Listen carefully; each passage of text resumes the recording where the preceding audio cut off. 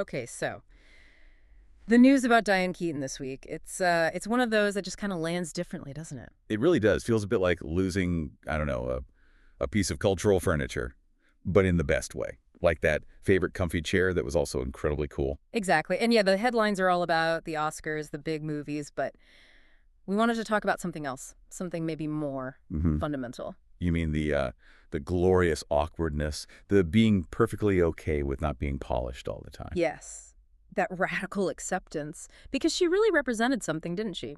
Being unapologetic, funny, emotional, just beautifully real. Totally. And look, we've gathered some great pieces reflecting on her life. It's not personal. It's strictly, well, you know the line. Our job here is to kind of unpack what made her approach to life so unique. Right, that independence, the humor, that strong sense of self. Yeah, so maybe everyone listening should mentally pop on a turtleneck and a wide brim hat. Get into the zone. Huh.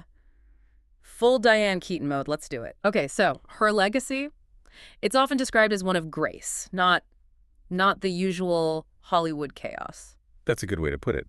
And central to that, I think, is this core choice she made about independence. It's fascinating. You look at who she dated: Al Pacino, Woody Allen, Warren Beatty. I mean, huge figures. Seriously, the absolute A-list of that era.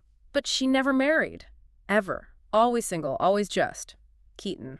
And the sources we looked at suggest this wasn't just, like, circumstance. It was a very deliberate thing. Yeah, apparently she saw her own mother give up a lot of her own life, her ambitions for the family, and Diane decided she didn't want that trade-off. She didn't want to lose her independence. Which is pretty radical, especially back then.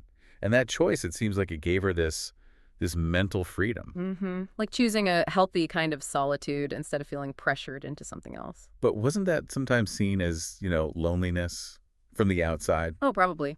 By Hollywood standards, definitely. But she seemed genuinely happy outside that whole spectacle.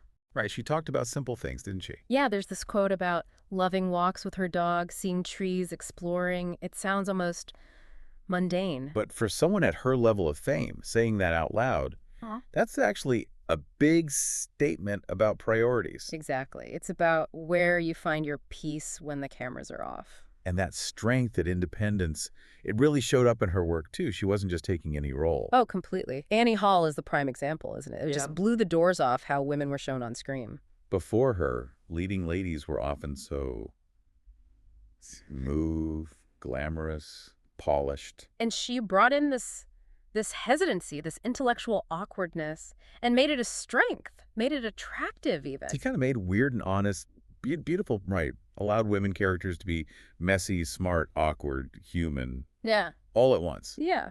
It made vulnerability seem cool way before everyone started talking about vulnerability like it's a brain strategy. Ah, true. And that's why that film still feels so fresh, I think. And her style. We have to talk about the style. The blazers, the ties, the hats. Iconic. But it wasn't about fitting in or looking sexy in the conventional way. No, she called it her armor. It was about feeling like herself.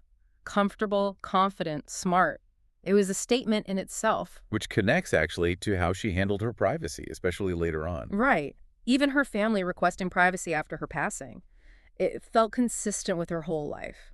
Grounded, no big spectacle. Which, in this age of constant sharing, constant performance, Yeah.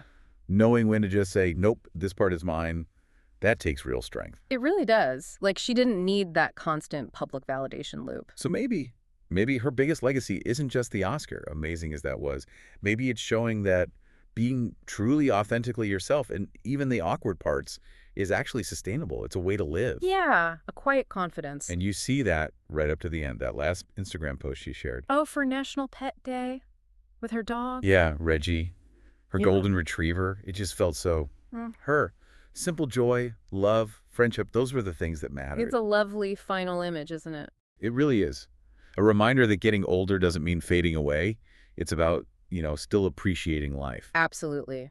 So here's to Diane Keaton, actor, mother, style icon, and yeah, one of Hollywood's most grounded, emotionally real stars. She said, even in her 70s, she was still astonished by life.